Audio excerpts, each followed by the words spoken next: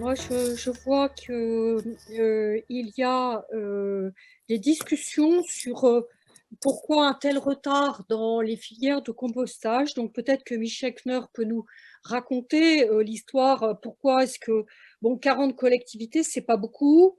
Comment est-ce que les collectivités s'organisent, pour cela et pourquoi un tel retard? Oui, c'est une vraie question. Ah ben, le retard, moi qui suis un élu, donc je ne vais pas me gêner, je pense que c'est les élus vraiment qui sont en retard par rapport à l'acceptabilité de la population. Il y a aucun problème aujourd'hui. Alors peut-être que la nouvelle génération d'élus qui a été élue là il y a quelque temps, peut-être eux prendront plus conscience. Encore une fois, cette deadline-là de 2024, on la connaît quand même depuis un moment et il y a plein de collectivités qui ne bougent pas. Après, pour qu'une collecte de biodéchets fonctionne bien, il s'est avéré, et d'ailleurs dans Compost Plus, on le voit, c'est très souvent de l'associer aussi à une redevance incitative, c'est-à-dire que les personnes payent leurs déchets selon la quantité qu'ils produisent, enfin non triée, je dirais, hein, la part non triée. Et nous avons fait les deux choses en même temps. Et c'est, je pense, vraiment un des points importants pour une réussite d'une bonne collecte propre de biodéchets. Alors, il y a d'autres questions qui sont des questions de visibilité. Euh, C'est-à-dire comment est-ce que l'on sait, chacun chez soi, que la collecte de biodéchets, où est-ce qu'elle atterrit, comment c'est traité, d'une part, et d'autre part, euh, comment est-ce que les filières s'organisent, parce que visiblement, ce qui se dit couramment, c'est que quand vous avez par exemple des bouchons de vin pour les bouteilles de vin ou des choses qui peuvent être recyclées, en fait, si vous les mettez dans les poubelles jaunes, ce qu'on appelle voilà, les choses qui sont censées être valorisées, eh bien, en fait, ça n'est pas du tout traité en compostage ou en valorisation. C'est souvent remis dans la poubelle générale. Donc, ça n'encourage pas le tri à considérer la fraction de déchets organiques. Alors, ça s'adresse toujours à Michel. Oui, oui. Je crois qu'en tant qu'élu, nous devons proposer quelque chose de simple. Après, bien sûr, il y a de la communication, et la communication, chez nous, elle se fait beaucoup en porte-à-porte. Je crois qu'il faut vraiment investir sur l'humain au niveau des déchets des ménages et bien expliquer, voilà, vous avez devant votre porte, il y aura 3 flux, les ordures ménagères résiduelles. J'aurais dû commencer plutôt par ce qui est recyclé dans le sac jaune. Après, dans le sac jaune, est-ce que tout est recyclé, etc. C'est un autre sujet, voilà. Et puis ensuite, vous avez cette collecte de biodéchets qui, elle, est collectée une fois par semaine, alors que les autres sont collectés globalement tous les 15 jours. Mais là, c'est beaucoup plus compliqué si je dois me lancer dans cette explication-là. Mais c'est-à-dire que derrière nous, nous avons vraiment une communication du terrain qui s'avère, je dirais, très rentable. C'est-à-dire qu'il ne faut jamais relâcher, ce qui donne en fait les résultats que très souvent on retrouve parmi les gens qui compostent, qui constituent Compost Plus. Hein. Je parle de Lorient et d'autres lieux, pas uniquement chez nous en Alsace, donc à d'autres endroits en France. Je ne sais pas si je réponds totalement, mais... Alors, je continue, hein, c'est parce qu'il y a beaucoup d'échanges. Oui. Il y a des discussions, si je peux me permettre, sur la présence de déchets carnés. Donc, là, oui, les pas de échanges problème. permettent de voir qu'il y a… Les déchets carnés, au contraire, justement, on ne les met pas dans le compostage domestique, ni en pied d'immeuble. Par contre, nous, quand c'est un compostage industriel, ça ne pose absolument aucun problème puisque vous avez des montées en température qui peuvent aller à plus de 70 degrés, etc. Donc, il n'y a aucun souci pour ce qui est déchets carnés. Ce qui permet justement, le compostage industriel permet justement de tout récupérer. Voilà, il y a un témoignage qui indique qu'à Genève, donc c'est-à-dire 500 000 habitants, le système poubelle verte avec des biodéchets qui sont méthanisés fonctionne très bien. Donc, je ne sais pas ce qui se passe, par exemple, pour les Parisiens, dont certains arrondissements sont déjà en train d'expérimenter le traitement, enfin la séparation de biodéchets. Je ne sais pas comment c'est valorisé. Christophe de Boissoudi? Moi, je peux répondre. Alors écoutez, c'est valorisé en fait, malheureusement, comme il n'y a pas véritablement de centre de traitement dédié, donc c'est valorisé effectivement en méthanisation, si on voyait en méthanisation, avec l'ensemble d'ailleurs des autres déchets qui malheureusement ne sont pas toujours tous triés. Il y a une deuxième voie également de valorisation, qui est une valorisation qui est avec le Molino notamment. Et puis, il y a également, d'ailleurs, les alchimistes interviendront demain, qui est une voie de valorisation qui est, je dirais, plus orientée vers un compost de qualité. Mais je dirais que ce n'est pas encore totalement généralisé. Il faut quand même savoir qu'à Paris, la collecte porte-à-porte est volontaire et donc n'est pas quand même aussi développée que chez Michel Kner, où là, on a quand même une histoire assez bien implantée avec, je dirais, vraiment une collecte extrêmement bien faite pour un compost de qualité. Il y a une question d'Éric Grange qui s'adresse à tous les deux. Sachant qu'il y a une pertinence à utiliser des emballages compostables dans certains cas, emballages souillés en particulier, n'y a-t-il pas intérêt à organiser la collecte et la gestion du tri par le consommateur? Pardon? Quel est finalement le rôle du consommateur? Est-ce qu'il ne faut pas responsabiliser davantage le consommateur dans le tri de départ, le tri à la source des différents emballages, qu'ils soient compostables, c'est la question qui est posée, ou plus généralement, peut-être, si on étend la question à tous les emballages? De toute façon, encore une fois, l'une des solutions qui rentre dans un schéma global, la responsabilisation, souvent par le porte-monnaie, est quelque chose qui marche bien. Et donc, quand vous avez une redevance sur la quantité au volume ou au poids, moi je suis plutôt pour le volume, de déchets non triés, c'est ce qui sert de base dans votre facture. C'est une facture individualisée et non pas un impôt sur votre feuille de taxe foncière. Ça joue beaucoup pour responsabiliser les gens et de faire le choix de bien trier, y compris le biodéchet, puisque le biodéchet, contrairement au sac jaune, est quelque chose qui pèse lourd. Donc, quand on veut ça dans sa poubelle, on le voit tout de suite. De manière générale, on voit très bien qu'on est orienté vers la réunion de demain, qui est de vérifier que les plastiques bio-compostables sont sans innocuité, enfin ne présentent aucun danger pour les sols. Donc on voit bien que toute la difficulté va être de sécuriser en fait des filières où il n'y a pas de mélange et on ne se retrouve pas comme dans les filières d'ailleurs de méthanisation ou dans les digestats, il y a des résidus quelquefois de plastique, c'est les agriculteurs qui le disent. Donc il y a là des choses qui ne vont pas pouvoir être acceptables si les choses ne sont pas suffisamment rigoureuses. Donc il y a beaucoup de choses sur ce point-là. Christophe de Boissoudi a ainsi répondu à Vincent Gadona. Donc les personnes se répondent un petit peu en direct sur le chat. Peut-être pour avancer. Alors Jean-Pierre Raccoutz avait demandé la parole tout à l'heure. Peut-être lui passer la parole juste pour voir si vous voulez rebondir, peut-être sur ce qui vient d'être dit. Jean-Pierre? Oui, en fait, je pense que ce qui apparaît au fil des discussions et des points de vue des différentes parties est qu'un des enjeux de cette filière des emballages compostables est de effectivement garantir la qualité du flux sortant. Et effectivement, je rejoins tout à fait Michel Knorr dans son exigence de qualité du compost qui est mis à disposition en sortie de flux. Et du coup, effectivement, se pose la question finalement des indésirables. Les emballages compostables, certifiés compostables, sont tout à fait compostés et sont tout à fait compostables dans la filière. Le risque et le danger imaginée et en tout cas mise en avant par la filière des acteurs du compostage, c'est le risque d'arrivée d'indésirables.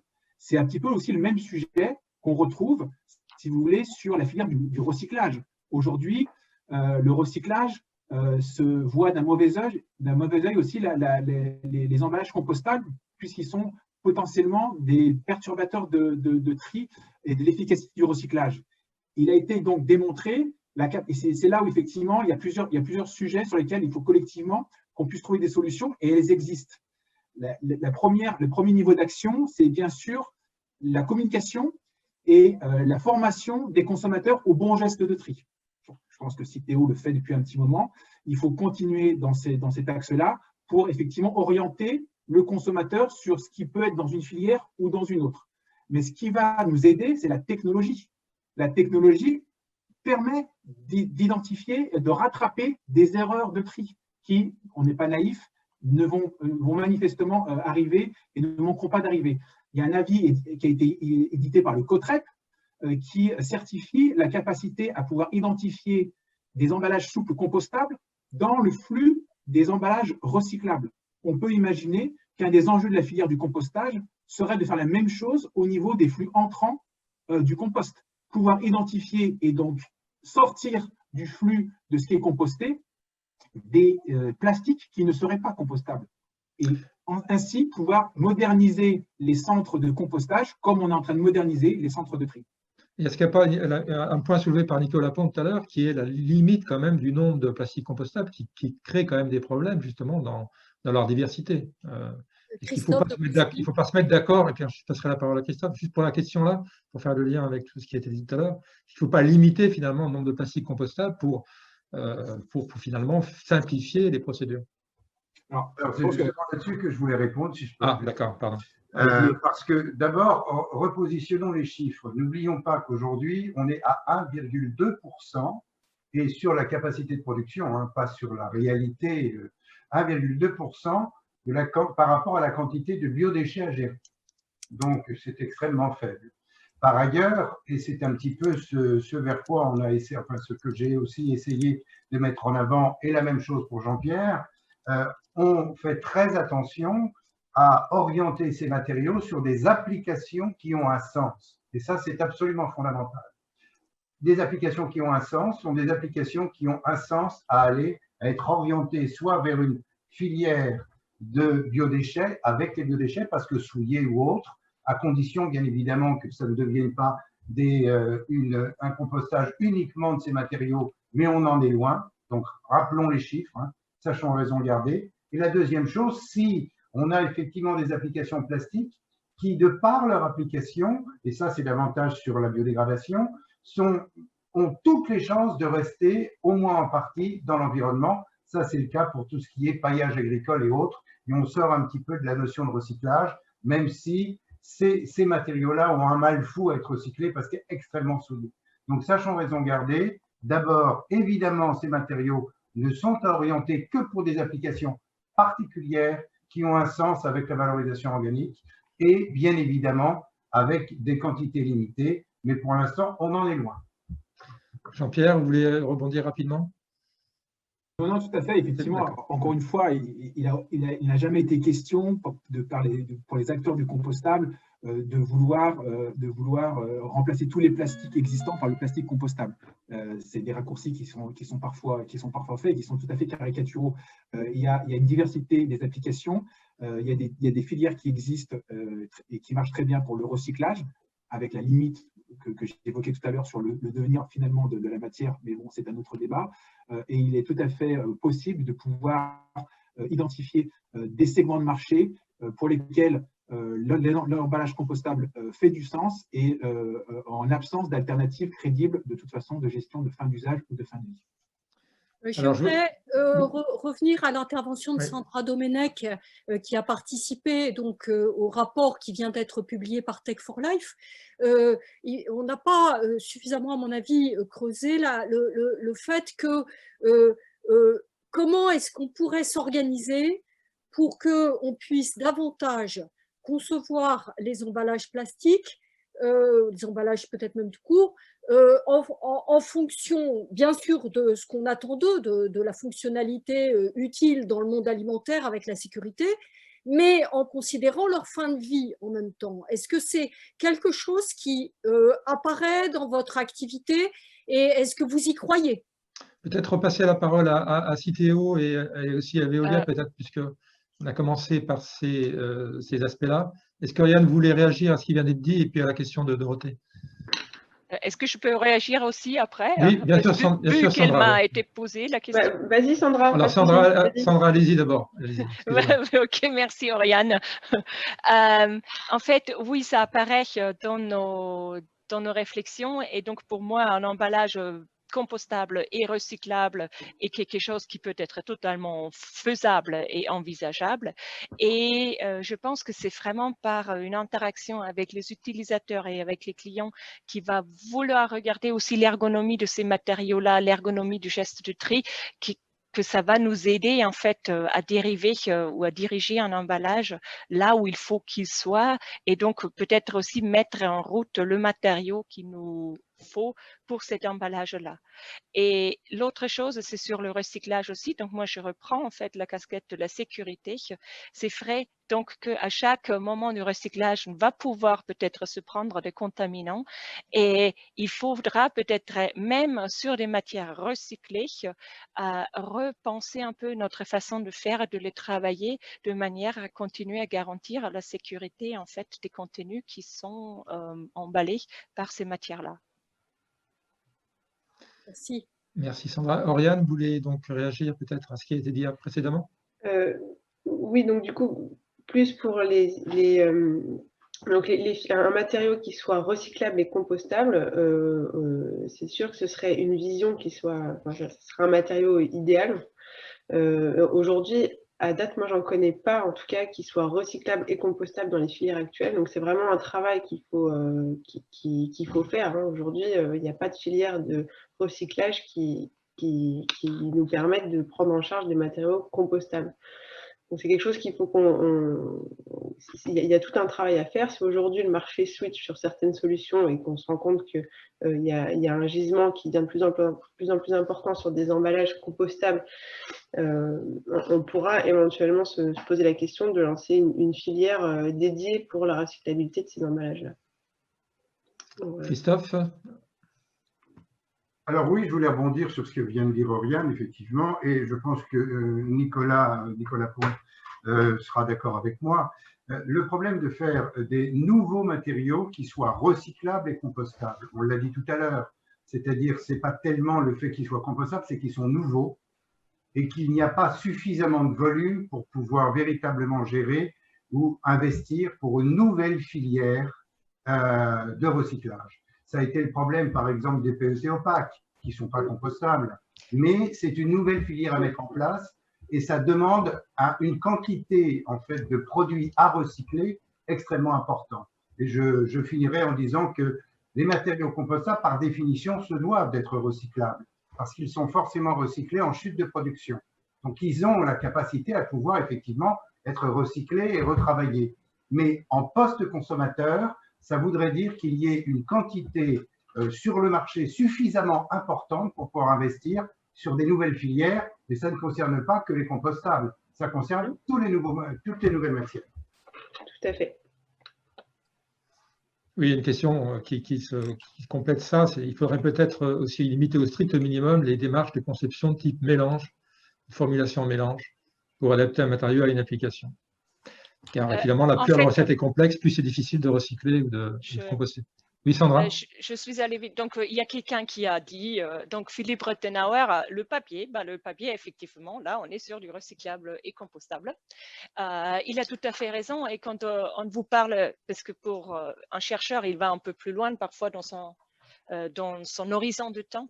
Et effectivement, quand on vous parle des couches minces, donc là, on sera sur chercher à faire le lien entre ce que les plastiques peuvent nous apporter et ce que les papiers peuvent nous apporter, voire améliorer ces papiers par très peu de plastique. Et là, si le plastique il reste compostable, je pense que c'est quelque chose qui peut être très, très utile sur ces filières-là. Et donc, n'oublions pas qu'effectivement, donc merci pour le rappel, que la filière papier existe déjà.